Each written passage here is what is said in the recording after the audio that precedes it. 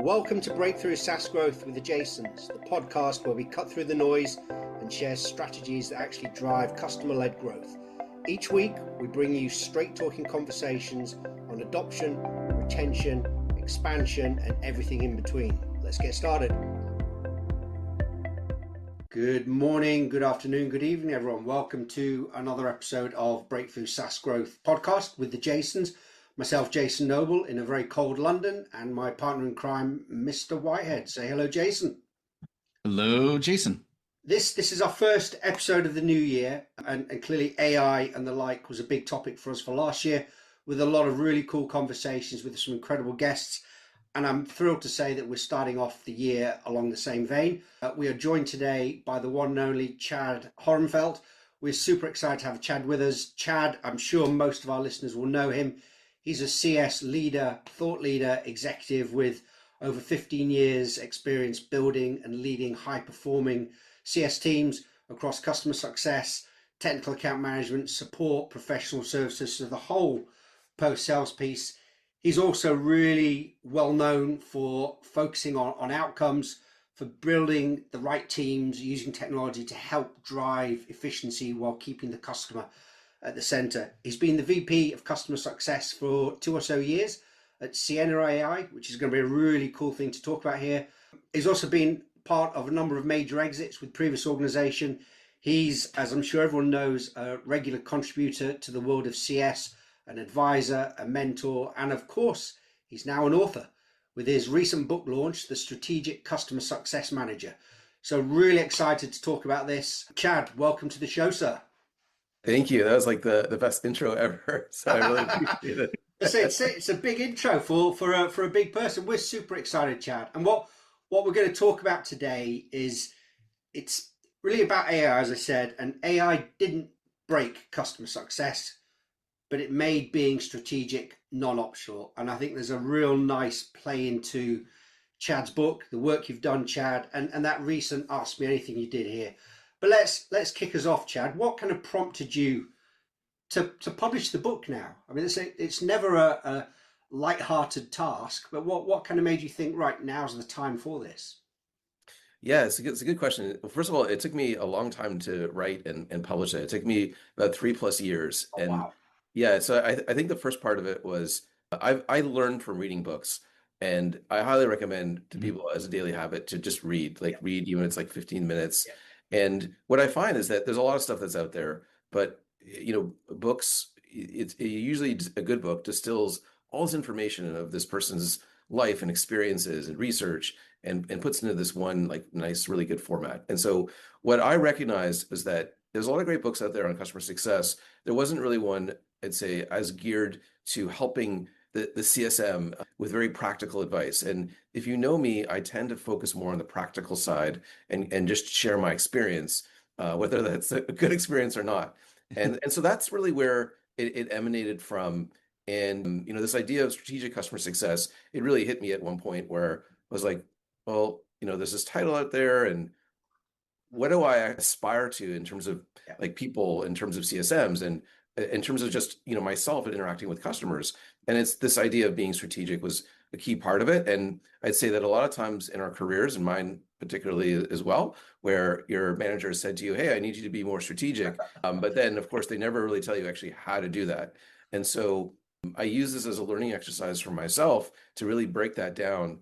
And yes, it's a guide to help people be to start in customer success, to be customer success managers, to advance. So you could be a CSM for 10 years and still get out of it. But it's also kind of the hidden part of it is that really anyone could read it, and they could use the knowledge in the book to help them advance in their career. Because that's, I think, central to me. And what I like to help people is to take my knowledge and help people advance in their career. So, a lot of different kind of elements to this book. I love the kind of reasoning to do it is to help other people. There's a lot we can do. And I think it's one thing we've always said is one of the, I think, privileges being in the field of customer success is we're responsible for other people's success. And the book does exactly that, is how do we better people out there? How do we help CSMs and others kind of elevate their careers and look at how they can expand what they're doing? But really, really great intro. I'd love to kind of dive into, what What was the big challenge that you were trying to solve then for CSMs that training and playbooks for them that they may have looked at wasn't doing for them? What was kind of the big challenge that you were trying to fix with the book? Yeah, the first thing is that this idea of being strategic is completely, misinterpreted, used in many different ways, and and I think that as CSMs, like people are doing a lot of great work, but really what it comes Hmm. down to, and I think we all know this, is that it's impact. And you have to have you have to be focused on the right activities. And this was something that I learned like really early on because, like you said, been doing this for a long time. I've made so many mistakes. And I talk about this in the book where there's a story where I go to Austin and that was my patch of customers, like in Austin, Texas, which is a great place. And I get like a standing ovation at this user group, and I was like, yay, like, doing really well. I seem to be doing really well. But then, like, I started seeing customer churn. Like, we had more competition. This is back when I was at Eloqua in the marketing automation space. And, Eloqua's now like this sucked into Oracle. And then we had Marketo and HubSpot coming along. And I was like, wait a minute, like, why am I losing clients here? I'm working my ass off. My clients love me. We're good friends. I'm helping them out. And so it's this idea of, you can't be a helper. That's not going to do it. And so there's three parts to it. And also, it's not just that. It's like a lot of, if you want to advance in your career, many people think, well, if I work hard, my manager will just recognize that and I'll get promoted. And it's not that either. And so there's three parts like that I describe, as how to be Hmm. strategic, which I think are really important. So the first one is that it's not just about um, the adoption part of it. It's understanding the outcomes that your customers are trying to achieve, defining those, quantifying them, and making sure that they achieve them. So, if I saw something on LinkedIn recently, it's like, I'm really responsive to my customer. I find they really like that. It's like, great, you could be as responsive as you want. They're still going to churn, like if they're not hitting their outcomes. Um, Right. so that's one. The second one is that, um, and maybe I like actually, yeah, it's not just about your product, it's about their company and what their business is up to and what it is that they want to achieve. And so a lot of times we start off with calls and we go right into either support issues, like trying to address their issues, or we get into like product releases. Oh, we've launched all these great releases. And what's missing there is that you're not necessarily taking into account what's going on in their company and what's important to that individual and what they need to achieve. And so if you don't do the right type of discovery and really get to know them, then whatever you say to them and whatever you're focused on, your product, your releases and things like that, you're gonna miss something here because you're just gonna be throwing stuff at the wall and it may not necessarily hit. And so you really need to take the time to understand their company. And then the last part of it is that we've always known customer success as being this customer centric and customer centricity and being really passionate about the customer. But if you want to advance in your career, you have to be thinking more beyond customer centricity. You have to be thinking about your company and being a company centric. And so a good example of that is as a CSM, your customer wants this feature. And so you're like, my customer needs this feature, so build it. What's wrong with you? And you sort of look at engineering as this like unlimited like resource that can do anything. And what's hilarious is on the engineers are probably thinking like, well, customer success is this big organization and they should just talk to the customer and figure it out. And so you have this disconnect. And really the way you should be thinking about it is like, well, does this really make sense for my company to build and or address this issue when, as a company, we need to be focusing on this area over here and these features and these products we want to build, and that's going to generate more revenue and generate more value for our customer. So it's really taking that mindset and getting away from this blame game, and assuming the best of others and their intentions. There are people that are deceitful, right? They might sell things Sure. that they oversell, but those three areas and thinking that way, it can really up level yourself. And then there's obviously AI enhances that part, but that's really the basics of the book.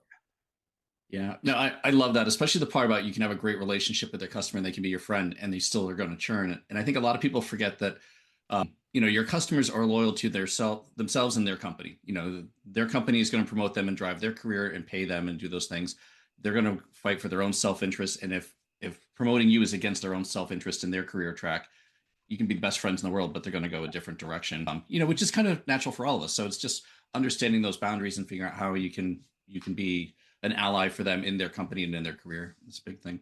I think that But gets even more challenging, doesn't it, when you've got so yeah, many different partners that we're all working with. right. I as a customer, how do I manage all of that? Well, yeah, what makes sense for me as the customer versus you as partner A, B, C, D. It gets more challenging to manage, and people are so time poor today. Yeah, absolutely. So Chad, sort of to that end too, I'm really curious to see, with AI coming in, how does that impact someone's strategic focus? And has it stripped away the busy work so people are being more strategic in their focus and practice, or is it making other changes? What are you seeing there?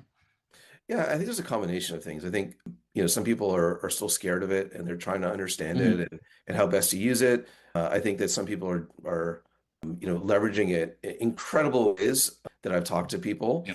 And the way I look at it is that it should enable you to get to where you need to go and maybe where you could never have gotten to if you use it properly. And I'll give you a really good Hmm. example. And I've started to, I know I talk about AI in the book, but I talk it at a very high level because I just figured if I talked about anything in depth, then it would just Yep. go out of date in 3 seconds. And that wasn't the point of the book. It was really to be something Of that could course. help people for years to come. And so, here's a great example. So I was meeting with a customer at my level, as a VP, and usually I'm coming in when there's a problem. But I was able to, just take some call transcripts and upload them as well as like previous correspondence and explain the situation. So here's what's going on with this particular customer. They're not necessarily seeing the value that they want. And here's what we know about the customer, and here's what we know in terms about their business and what industry they're in. Help me think through, the questions that I should be asking and the approach that I should take. And it's a Yep. perfect way of leveraging AI. And what's interesting is that you'll be surprised at the information it'll provide you on the company and on that individual, even without your call transcripts that you're doing, because the technology is advancing so fast. But what I Mhm. was surprised at is that when I started to pour in some of our own information, that not only did it give me questions, but it actually told me what the mindset of the individual is probably right now. And it did mention something, around that, they're thinking about their own role and kind of where they sit. And it really mentioned that they're just not feeling confident in what they're doing and with your product right now, Right. because it is, it's a very AI, centric product. And that what you should be doing is trying to help them feel more confident. And here are some ways that you can go about that. So Wow. imagine that where it's like not just like, giving you information, but it's guiding you on how you should run the conversation. It's just Hmm. incredible. And this is not like with any like add-on. This is like literally using Claude to do this. And so that's how I see CSMs. And you could prepare that in literally 3 minutes. So that's Right. really like just one example of, the advantages that AI can be bringing CSMs today. I mean, that's a phenomenal example as well. And like you said, it's a Yeah. really simple thing to do. Do you, in your experience, have you seen our teams using AI like that? Is it kind of a really early stage? Are you seeing a lot of maturity that people are starting to do that? And then are you seeing for CSMs that are using it, are people starting to be challenged about what their place is? Where do I add value? If I can get all this from AI, what's my role? Is there a risk of some CSMs seeing it as automation replacing what they're doing rather than amplifying it? Yeah. So first of all, like definitely CS teams are using this. And if you're not like using AI in a capacity more than like call recording, like you're falling Hmm. behind. Is it, what your last podcast you were mentioning and you were comparing like AI to cell phones, and that revolution. And I would actually disagree because the cell phones are a physical device. And, it actually took a while for those to adopt. If you think about it, you think about like when they first came out, Microsoft and BlackBerry, like, whatever. And it Right. did take, it took years, like, for iPhones to be more than just a novelty. And with AI, it's much different, right? It's a software, and these models are adapting so fast. It's incredible. And I remember I was arguing with my CEO where he's like, Chad, like you actually need to know the differences between like Opus 4.5 and ChatGPT 5.1. I was like, what are you talking about? Like, I don't need to know this. Like, I'm the VP of CS. Like, I need to be focusing on Mhm. like strategy and like where we're going, what the biggest challenges are. And he's like, and then what I realized, like being an AI first company, like, no, like I need to understand the model changes because we're making model changes and those are having dramatic impacts on how our product responds to customers. But even as a CS leader, knowing how these technologies are advancing, that will allow you and open up more and more capabilities. So, when it comes to CS, there's a whole bunch of things that are happening. So, first of all, your health Mhm. analysis should be 1,000 times better because you should be looking into taking all the different data points and running it through AI and having it present you with, in more insights than you would have because typically that would require a data analyst and you'd be kind of sifting through all this Right. data and you have health scores that don't make any sense. But now I'd say with AI, it can just break down all sorts of disparate data and highlight things. So I'll give you some examples like how I use it today. And this isn't anything that's like groundbreaking or requiring Mhm. like massive technology investment. But as an example, with any types of churn, in the typical case with churn, you try to distill it down to like one major reason. It's like this is the root cause and this is why it happened. And that's great, especially for leadership or for the board. But really, in reality, as we all know, this is that churn happens for multiple reasons. It's not, sometimes there's a car crash that happens, but a lot of times it's like a slow moving, whatever, Mhm. this blob essentially that picks up speed as like trust, degrades. And so when you have a particular project that you can create in Claude or you can create a project in ChatGPT or a GPT, is that you can feed in Mhm. information and then have it spit out a consistent way of looking at that particular customer and building out a timeline and building out an assessment. And it will give you multiple reasons for churn. And then you can start layering in additional churn that's happened. And you can take into account like segmentation and other things like that. And then you can start to build out like, well, how has that changed over time? You can layer in your at-risk customers to make sure that the same things aren't continuing to happen from Yeah. previous churn. And so what this does is it gives you a more holistic picture and gives you, I'd say, more evidence and a way to speak to this. You could even turn it into a presentation, like using Gamma or something Mhm. like that, and bring it right to your leadership team. And so you can do these things much more rapidly and have, I'd say, a higher degree of confidence in the data that you're bringing so that you can make faster decisions. So that's, just one example. Another example is if you have a consumption-based product, where you're charging, let's say, beyond licenses, like, for us, it's like automated Mhm. conversations or something like that. You have data that's typically sitting over here in some sort of billing thing where it's like, well, customers are coming up to their limit and they're going to go over soon. And now what you can do is you can take that data, you can put into AI, and it can give you a sense of like who are the fast movers, who's going to be going Yep. over soon, and maybe we should reach out to them. But the other thing you can do is you can look at the ones that are underperforming. So maybe sales sold them a little too much, and maybe there's some problems and they haven't been able to roll out fast enough. And then you can then dedicate your CS resources to go focus on them. Yeah. So it's looking at the data, breaking it down, and then determining where you should focus your resources.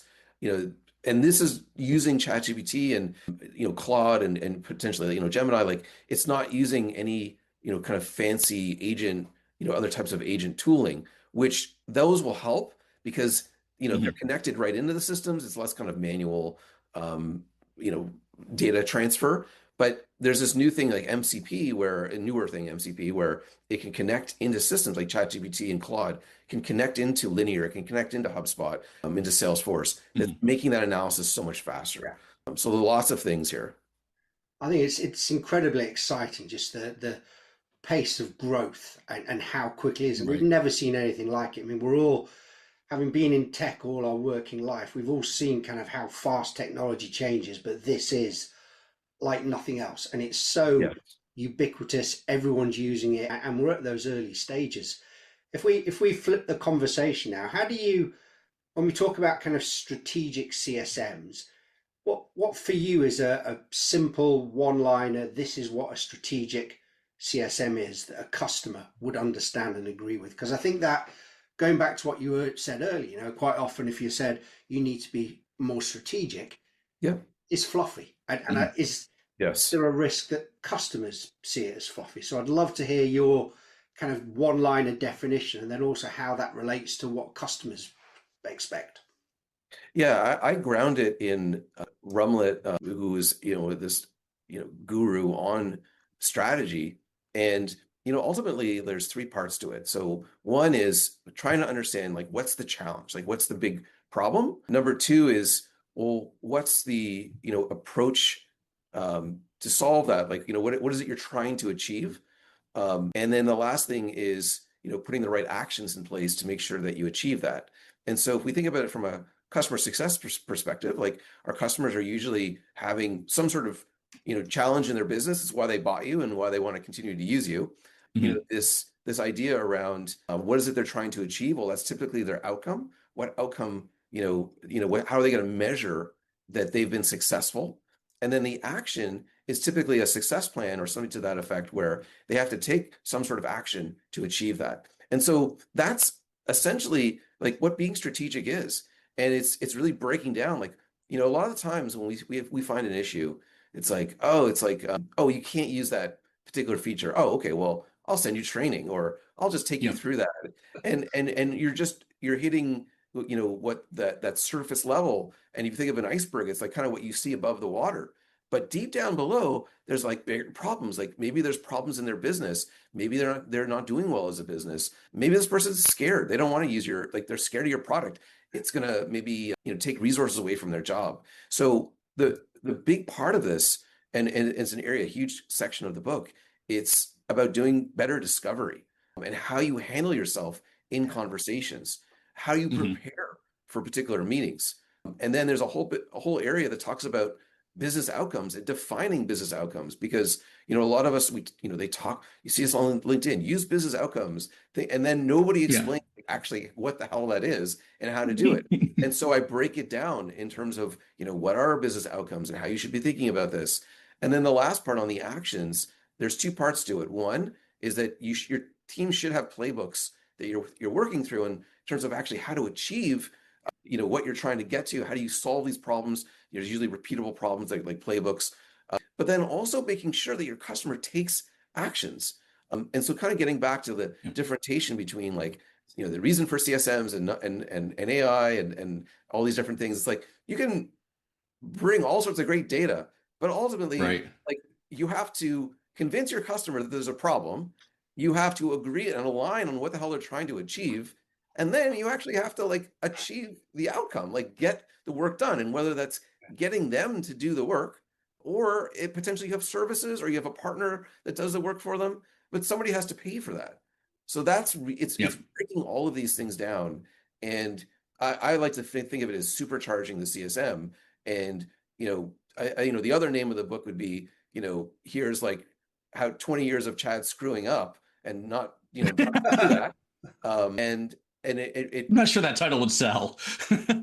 maybe not, but it does go through there's very practical frameworks that I use in the book. So, an example, to learn about the customer, there's a 3C framework, I call it. And so it's learning about their company, learning about about their company. What are they, a VC backed? How big are they? How many employees? What industry do they play in? Like, these just the things, like, what products do they sell? How do they make money? So a lot of times, like, a CSM was like, oh, I'm meeting with so and so, and they just kind of look at it as like just another, like, thing they have to work with, and they look at it from their perspective, and they're not really thinking about, that customer. The second C is the end customer. Who do they sell to? Because that's who your customer cares about. They don't care about you. You're the vendor. They care about who their end customers are, because that's how they're going to make money. So who are these people? Are they, patients? Are they guests? And the key thing here is that if you better understand their end customer, and you start using the terminology that your customers use. So I'm in the B2C e-commerce area. And so some of our customers, they'll refer to their customers as she buys this, she wears that. And so if you talk like that, that is showing that you understand their business more, and that builds trust, which is really important. And then the third C is challenges. And it's not challenges with your product, it's challenges in their business. Maybe they're launching a new product, so they're focused on that. Maybe they just had a big layoff. Maybe they're not doing as well. So knowing those things, I haven't talked about our product at all. It's all about them. And so that's a mindset that you want to have going into a conversation that will supercharge that conversation, because we know, just as you were saying, like, people don't have time today. They're working with a lot of different vendors.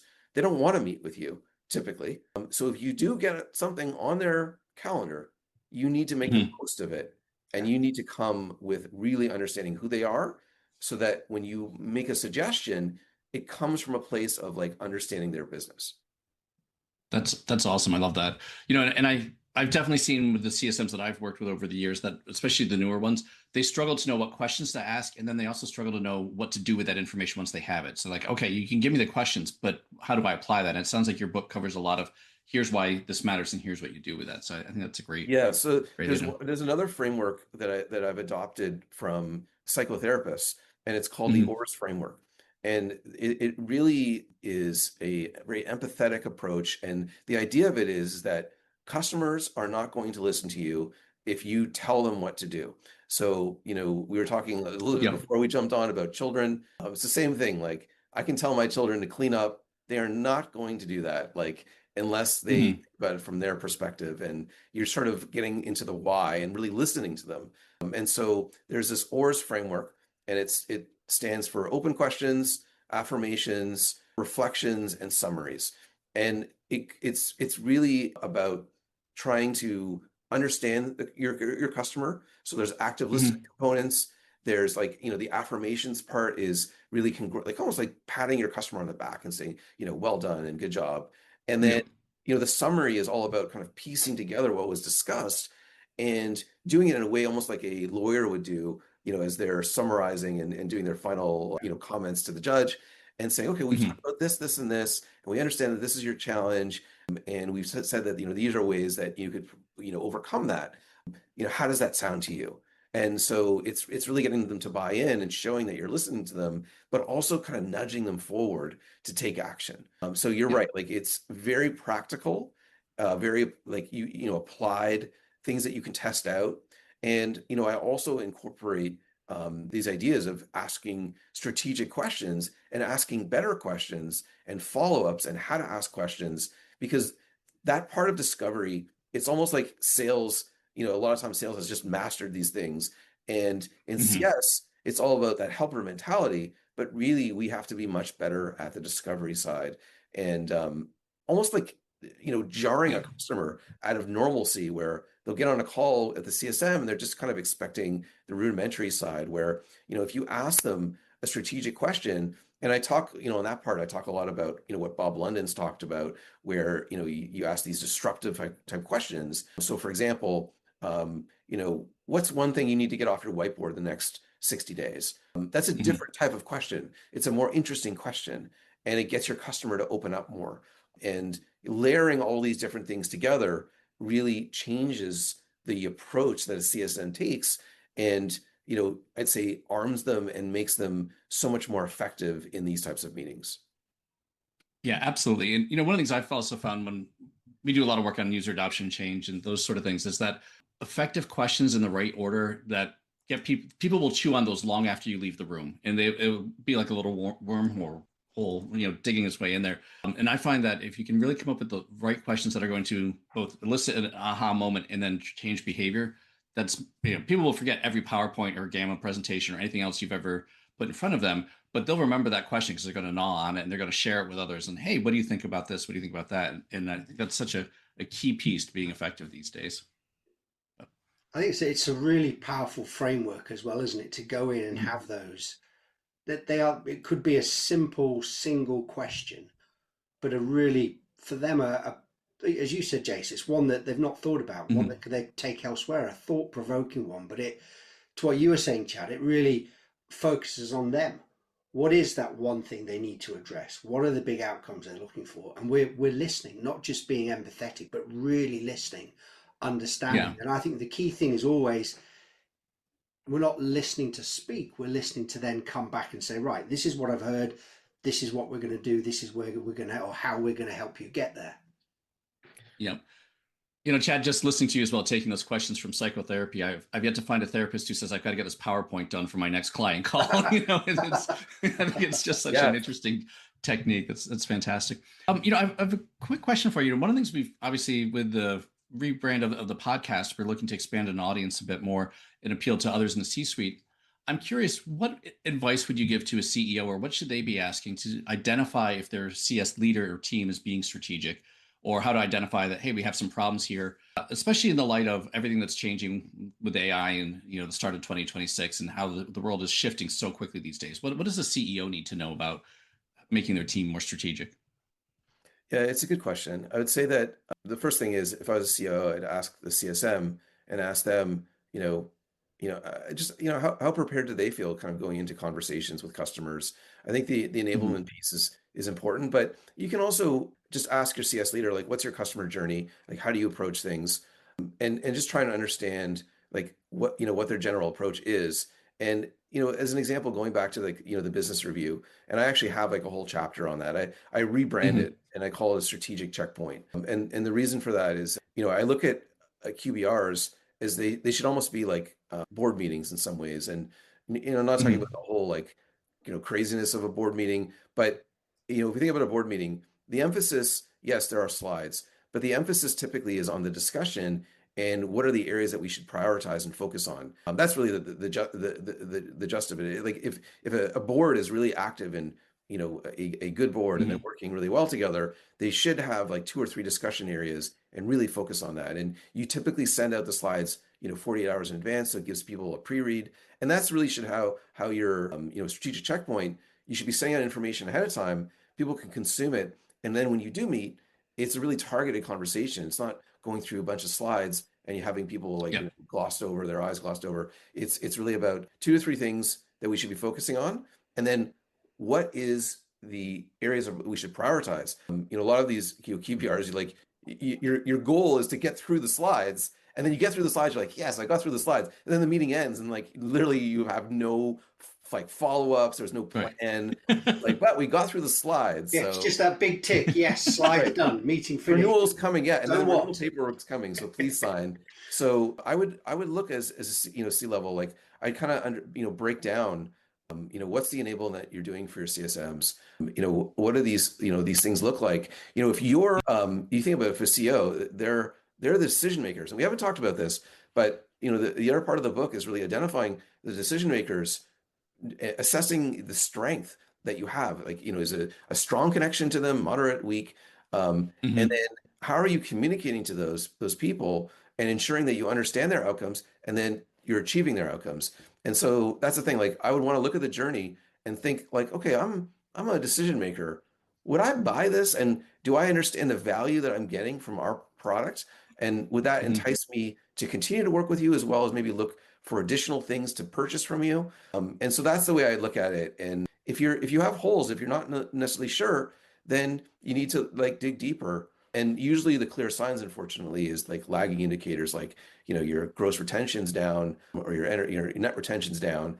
But you can get ahead of that, because if your team is working with this strategic mindset, then they're already thinking about okay, if I'm focused on outcomes rather than just adoption, then that means I really understand my customer, what they're trying to achieve.